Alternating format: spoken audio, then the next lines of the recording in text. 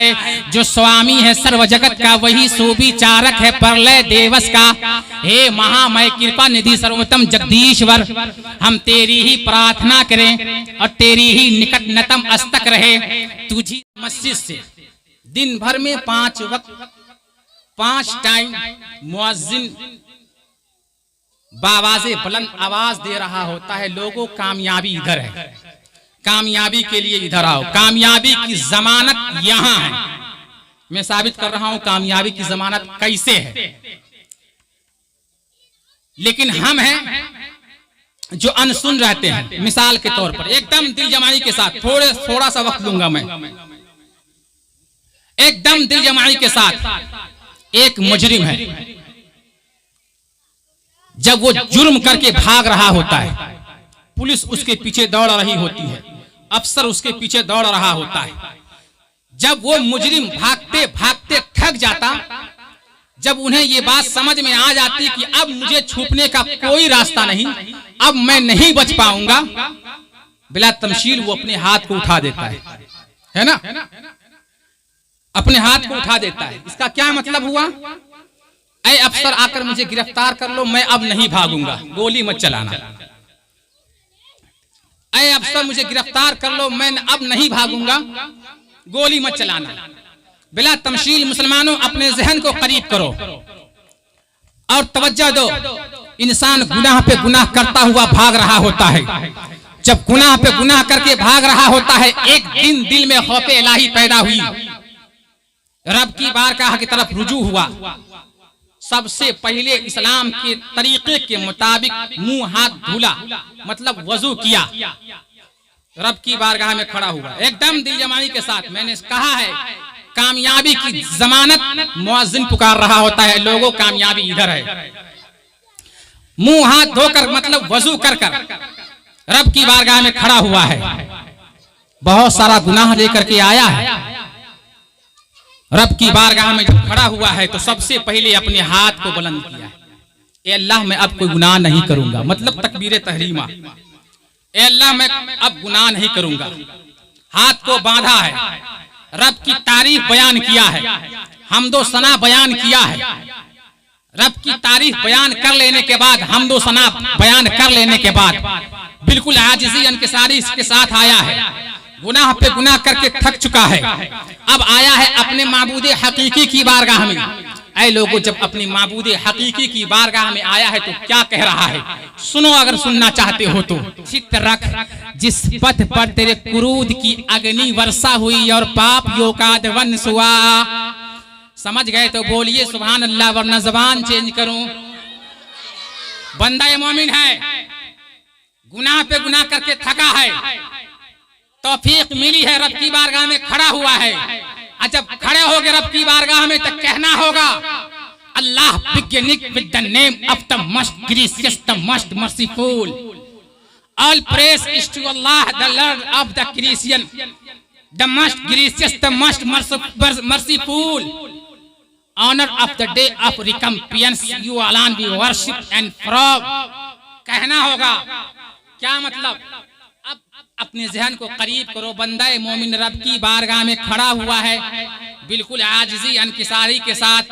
सवाल होता है, ऐ मेरे बंदो मेरी बारगाह में आ गए हो, लेकिन क्या मुझे जानते भी हो? सवाल हो रहा है, ऐ मेरे बंदो मेरी बारगाह में आ गए हो, क्या जानते भी हो? बंदा हालत नमाज में निगाह नीची है, सर झुका है, हालत नमाज में कह रहा है ए अल्लाह अल्हम्दुलिल्लाह रब्बिल आलमीन। कहिए सुभान अल्लाह। क्या मतलब? क्या मतलब? बंदा अपने माबूदे हकीकी की बारगाह में पुकार रहा है, ए अल्लाह सारी तारीफें तेरे लिए और मैं तुझे जानता हूं कि तू रब्बुल आलमीन है, मैं तुझे जानता हूं तू रब्बुल आलमीन है। अब आगे सवाल होता है, ऐ मेरे बंदो तू मुझे जान लिए कि मैं रब्बुल आलमीन हूं, और क्या जानते? माबूदे हकीकी की बारगाह में खड़ा है। आगे कहता है अर्रहमान अर्रहीम अर्रहमान अर्रहीम।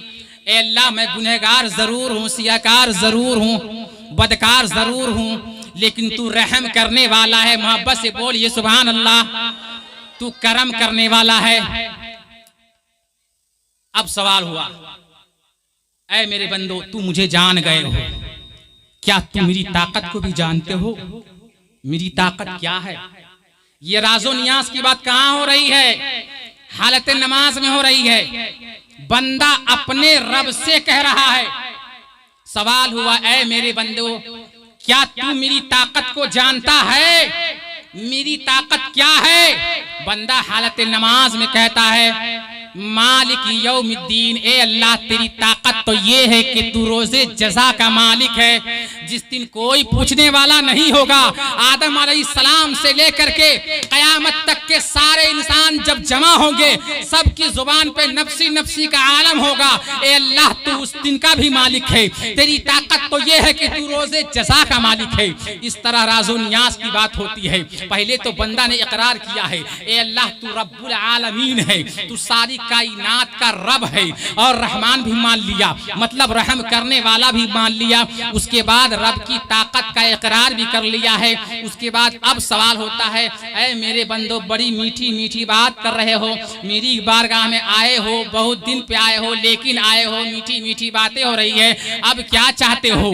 मुझे समझ गए, मेरी ताकत को मान लिए, तो अब आगे क्या चाहते हो? दोस्तों थोड़ी देर के लिए जहन को करीब कीजिए। अब बंदा मोमिन हालत नमाज में अपने रब से कह रहा होता है, इय्याका नअबुदु व इय्याका नस्तईन। मोहब्बत से बोलिए सुभान अल्लाह। इय्याका नअबुदु व इय्याका नस्तईन, ए अल्लाह मैं तेरी पूजा करना चाहता हूँ, मैं तेरी बंदगी करना चाहता हूँ, तू मेरी मदद फरमा। उलमाए कराम बैठे हुए हैं, इनसे पूछेंगे, लफ्ज़ मदद में सब कुछ आ गया।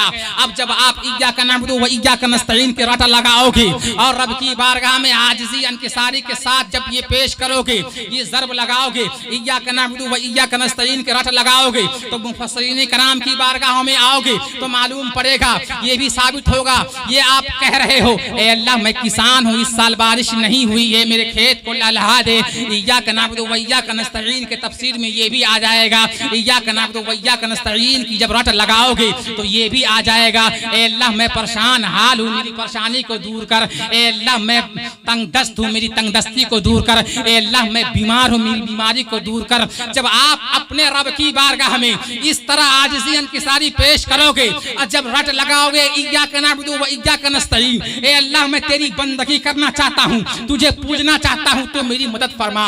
याद रखो मुसलमानों, इस तरह जब तुम अपने रब की बारगाह में एक वक्त नहीं 5 वक्त जब हाजिर होगे, दौरे हाजिर में जुमा की नमाज के लिए जब शहर की जामा मस्जिद में हम जमा होते हैं, सारी ट्रैफिकें खड़ी हो जाया करती है। जिस दिन तुम अपने घर से 5 वक्त निकलना शुरू कर दिए, किसी गैर के सामने कटोरा लेकर के भीख मांगने की नौबत नहीं आएगी। आप जब चाहोगे हुकूमत छीन सकते हो। शर्त यह है कि आप उस हिसाब से अपनी रब की बारगाह में पेश आओ। इय्याका नअबुदु व इय्याका नस्तईन आपने कह दिया। अब रब का अब सवाल हुआ, ऐ मेरे बंदे और आगे क्या चाहते हो? बंदे मोमिन हालत नमाज में अपने रब के सामने कह रहा होता है, इहदिनस सिरातल मुस्तकीम, कहिए सुभान अल्लाह। ए अल्लाह मुझे सीधे रास्ते पर चला। क्या कोई उल्टा रास्ता भी है क्या? उलमाए कराम से पूछेंगे, जवाब मिल जाएगा, हाँ कोई उल्टा रास्ता भी है। बंदा कह रहा है, ए अल्लाह तू मुझे सीधे रास्ते पर चला। किनके रास्ते पर? सिरातल लज़ीना अनअमत अलैहिम गैरिल मग़ज़ूबि अलैहिम वलद्दाल्लीन। ए अल्लाह तू मुझे उन लोगों के रास्ते पर चला जिस पर तेरा इनाम नाजिल हुआ हो, जिस पर तेरा करम हुआ हो, जिस पर तेरी रहमतें उतरी हो, जिस पर तेरी बरकतें उतरी हो। ए अल्लाह तू मुझे उन लोगों के रास्ते पर न चला जिस पर तेरा कहर नाजिल हुआ हो, जिस पर तेरा गज़ब नाजिल हुआ हो, जिस पर तेरी पकड़ हुई हो। कुर्बान जाओ मुसलमानों, एक बंदा मोमिन रब की बारगाह में इस तरह आजिज़ी इंकिसारी के साथ दिन भर में 5 बार अगर हाजिर होता है तो कसम है रब्बे जुल जलाल की, ऐसा इंसान दुनिया में भी सवर जाएगा और आखिरत में भी सवर जाएगा। शर्त यह है कि आप अपने अंदर बेदारी लाने की कोशिश करो। इस्लाम मजहब को जब गैर कौम ने पढ़ा था, गैर कौम ने जब पढ़ा था तो उन्हें समझ में आया और आज भी झंझोड़ रहे हैं। तारीख की किताबों में एक इंसान का नाम आया है जिसका नाम बर्नार्ड जॉर्ज शाह आया है। बर्नार्ड जॉर्ज शाह आया है। जब बर्नार्ड जॉर्ज शाह ने इस्लाम के इतिहास को पढ़ा तो लोगों को एक मैसेज देता है, ऐ लोगों, मैंने इस्लाम को बड़ी करीब से पढ़ा है। और जब मैंने इस्लाम को बड़ी करीब से पढ़ा है तो ये मैं महसूस कर रहा हूँ, हकीकत बयान कर रहा हूँ। हकीकत यही है, if any religion has the chance of ruling over England, New York, Europe, I think next 100 years it can only be Islam. I have always held the religion of Muhammad sallallahu ta'ala alaihi wasallam in high estimation because of its wonderful vitality. If is the only religion appears to possess simulating to the changing face of can make appeal to every age. वो कह रहा है, मतलब Bernard George Shah कह रहा है, ऐ लोगों, जब मैंने इस्लाम की इतिहास को पढ़ा है तो सच्चाई यही है कि आने वाले 100 साल में पूरे यूरोप पे नहीं बल्कि सारी दुनिया में अगर कोई हुकूमत करने वाला है तो वो मजहब इस्लाम हुकूमत करने वाला है।